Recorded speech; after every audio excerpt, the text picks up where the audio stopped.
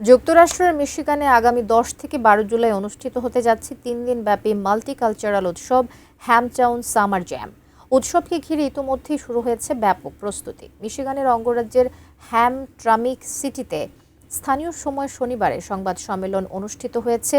এতে অংশ নেন বিভিন্ন গণমাধ্যম কর্মী, আয়োজক এবং কমিউনিটির নেতৃবৃন্দ। বাংলাদেশ মাল্টিকালচারাল ফাউন্ডেশনের আয়োজনে এবারের উৎসবে একই মঞ্চে পারফর্ম করবেন বাংলাদেশ, ভারত, পাকিস্তান, যুক্তরাষ্ট্র সহ বিভিন্ন দেশের শিল্পীরা।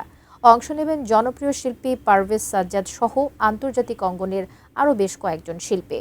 আয়োজকেরা জানান, এই উৎসবের মূল লক্ষ্য বিভিন্ন জাতীয় সংস্কৃতির মানুষের মধ্যে সম্প্রীতি ও সৌহার্দ্যের বন্ধন আরও দৃঢ় করা। 3 দিনের এই আয়োজনে থাকবে গান, নৃত্য, ফুড কোর্ট, ব্যবসায়িক স্টল, পারিবারিক বিনোদন এবং আকর্ষণীয় র্যাফেল ড্র। আয়োজনে থাকছে প্রায় শতাধিক স্টল নিতে আগ্রহীদের দ্রুত আয়োজকদের সঙ্গে যোগাযোগের আহ্বান জানিয়েছেন সংশ্লিষ্টরা।